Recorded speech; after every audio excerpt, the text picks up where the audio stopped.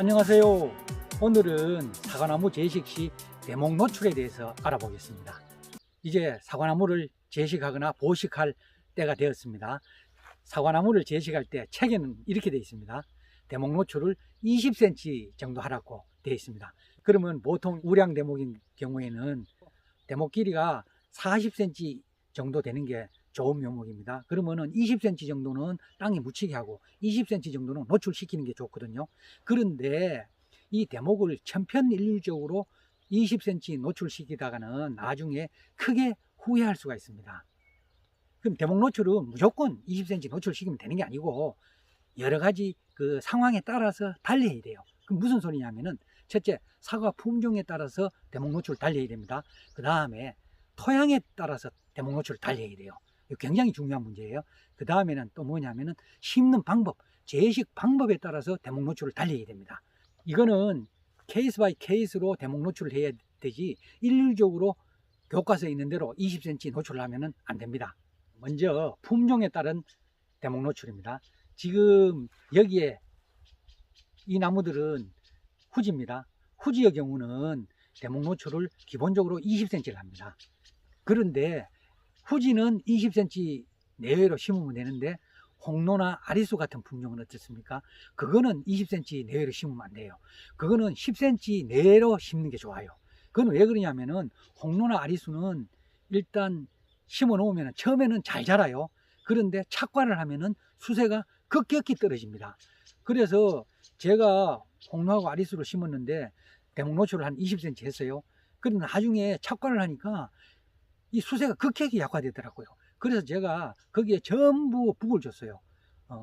이 수세 회복을 위해서. 그러니까 그 품종에 따라서 대목 노출을 달리해야 됩니다.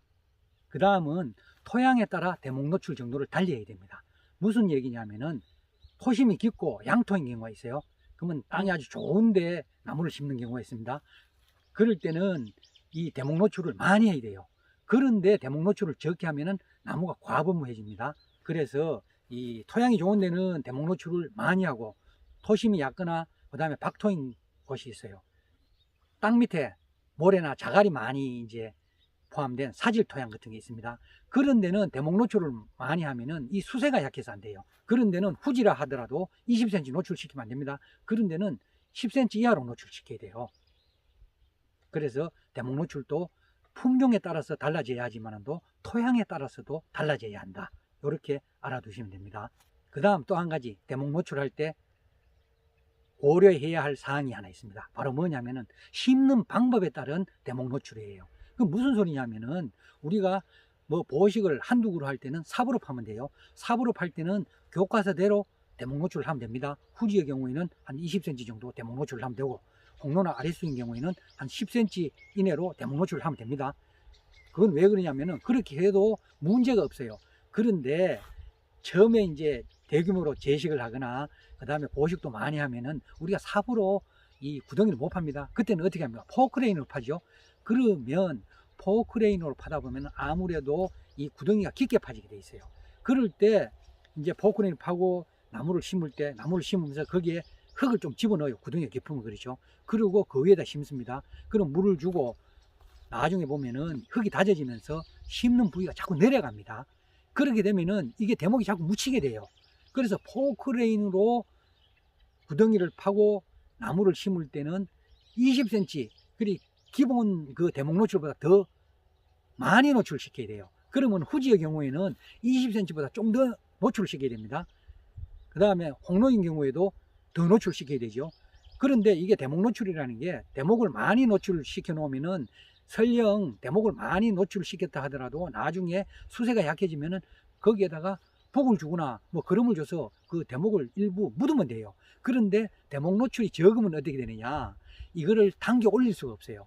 그러면은 이걸 뭐 파헤쳐도 이게 자꾸 묻히죠. 그러면은 거기에 또 불가피하게 뭘 해야 됩니까? 뿌리를 잘라내야 돼. 그렇죠. 수세를 잡기 위해서 당근을 하고 환상 박피를 하고 그 작업을 추가로 해줘야 됩니다. 그렇다고 해서 수세가 또 마음먹은 대로 잘 잡히지도 않습니다. 그래서 포크레인으로 구덩이를 파서 사과나무를 심을 때는 특히 대목 노출을 조금 더 해야 된다. 그렇게 해야 됩니다. 제가 여기에 심을 때 800주를 심었는데 전부 포크레인으로 파서 했거든요. 그리고 또 인부들을 사서 해야 됩니다. 제가 뭐 다 심을 수가 없기 때문에. 그러면 제가 그때 그 얼마를 노출시키라 그렇게 인부들한테 교육을 시켰어요. 실제로 이 대목을 가지고 심어 보면서 20cm를 노출시키라 그랬거든요. 그런데 인부들이 20cm 노출 잘 안 해요. 뭐 20cm 노출되는 게 있고 어떤 거는 30cm 노출되고 어떤 건 10cm 노출되고 그렇죠. 그래도 이제 대충 이제 20cm라고 가르쳐 줬으면 그 정도 내외에서 노출이 됩니다. 여기는 이제 포크레인으로 구덩이를 파서 나무를 심었다 보니까 그 위에 제가 보니까 날이 갈수록 자꾸 나무들이 내려가더라고요. 이 구덩이를 조금 깊게 팠어요. 그때 포크레인으로. 그래가지고 제가 이 800주 심었는데 도저히 안 돼가지고 제가 좀 깊이 묻힌 거는 한 150주 정도를 삽을 넣어가지고 밑에 막 뿌리 전체를 해가 들어 올렸어요. 그리고 그 밑에 흙을 넣고. 그러니까 그 작업이 얼마나 힘들겠습니까? 그래서 한 150주를 들어 올렸는데 지금 보면은 지금 원래 9년 됐는데요. 이제 나무가 커지고 그 다음에 여기에 뭐 토사가 쓸려 내려오고 그 다음에 또 착과를 많이 하니까 어떻게 됩니까? 또 이게 자꾸 나무들이 내려갑니다. 그러다 보니까 지금 그 대목 부위가 묻힌 곳도 상당히 있어요. 거의 뭐 묻힐 듯 말 듯 한 나무들도 많고요. 그러니까 포크레인으로 구멍을 팔 때는 대목 노출을 평상시보다 조금 더 해야 된다. 그렇게 알아두셔야 됩니다. 이 밭은 저의 주력 과수원입니다. 이 밭은 논하고 밭하고 여러 필지를 합쳐서 과원으로 조성한 곳입니다. 그래서 토양의 성질이 제각각입니다. 지금 요 앞에 보시는 이 부분은 과거에 여기 논자리였습니다. 여기는 양토로서 토심이 상당히 깊습니다. 그래서 여기 나무들을 보면 전부 수세가 좋습니다. 수세가 센 편이에요. 지금 요 앞에 요 보시면은 여기 지금 대목 부분입니다. 요 대목이 20cm 노출시켰는데 지금은 한 10cm 될까요? 그 정도 됩니다. 그렇죠. 그래서 이렇게 토심이 깊고 양토인 곳에는 대목 노출을 정상적으로 해줘야 돼요. 제식할 때 대목 노출을 20cm 정도 해주는 게 좋습니다.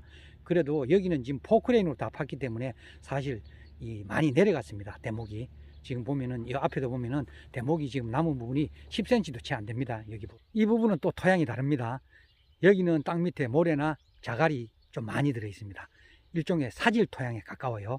그러니까 여기는 대목 노출을 여기도 정상적으로 한 20cm 내외로 했는데 여기는 이 수세가 지금 약해요. 이 밭에 이 부분이 여기가 수세가 상당히 약합니다. 그래서 사질 토양에는 대목 노출을 좀 적게 하는 게 좋아요. 여기 보시면은 제식 당시에는 20cm 정도로 다 노출했는데 지금 보면은 한 10cm도 채 되지 않죠. 많이 내려앉았고 그리고 제가 또 여기는 수세가 약해 가지고 또 북도 좀 많이 줬습니다. 여기는 우리 밭에서 제일 토심이 얕은 곳입니다. 여기 한 20-30cm 밑에는 청석이 있어요. 처음에 저는 토심이 이렇게 얕은 줄 몰랐습니다. 그런데 여기에 이제 사과나무를 제식해 놓으니까 여기는 잘 자라지도 않고 잘 죽고 이랬습니다. 그래서 제가 여기도 뭐 대목 노출은 정상적으로 했죠. 그런데 하도 이게 여기 수세가 약하니까 제가 계속 여기에 복토를 해가지고 지금은 거의 대목을 다 묻어버렸어요. 요 보면은 대목을 다 묻어버렸죠. 이 나무 지금 저 옆에도 보면 대목을 거의 묻어버렸어요. 대목을 거의 묻어버렸더니 수세가 조금은 회복되고 있습니다. 여기 그래서 이 토심이 얕은 데는 특히 대목을 많이 묻어야 됩니다. 여기는 저희 홍로과수원입니다. 처음에 심을 때 이중대로 심었거든요. 그래서 대목 노출을 한 20cm 정도 했습니다. 여기 이중대니까 노출이 많이 돼요. 처음에는 수세가 좋았습니다. 그런데 착과를 하니까 홍로는 수세가 급격히 약화되더라고요. 수세가 약해 가지고 여기 보면은 북을 다 줬어요. 여기 대목 부위에 전부. 그래서 대목을 거의 뭐 5cm 내로 남기고 다 묻어 버렸어요. 이게 마사토인데 마사토로 다 북을 줘 가지고 대목을 다 많이 묻었습니다. 이렇게 했더니 수세가 좀 회복됐어요. 여기는 제가 시험 재배하고 있는 아리수입니다. 제가 많이는 안 심었습니다. 홍로 심을 때 같이 20주를 심었어요. 시험적으로 심었는데 아리수 키우기가 만만찮네요. 요 아리수도 제가 요 처음에 심을 때 한 노출을 20cm 정도 했습니다. 아리수도 처음에는 잘 크더라고요. 그런데 일단 착과를 하니까 이것도 수세가 급격히 약화됐어요. 그래서 제가 여기 보면은 대목을 많이 묻었습니다. 묻었죠. 전부 마사토로 대목이 한 뭐 5cm 정도 안 남도록 다 묻어버렸습니다. 그랬더니 조금 나은 것 같아요. 그래도 아리수는 홍로보다 더 수세가 약한 것 같아요. 착과를 하니까 이 수세 회복이 잘 안 되었습니다. 그래서 아리수하고 홍로 같은 품종은 아예 처음에 심을 때 대목 노출을 용도로 해야 됩니다. 너무 많이 해놓으니까 나중에 이게 고생이에요. 이렇게 또 국을 줘야 되니까.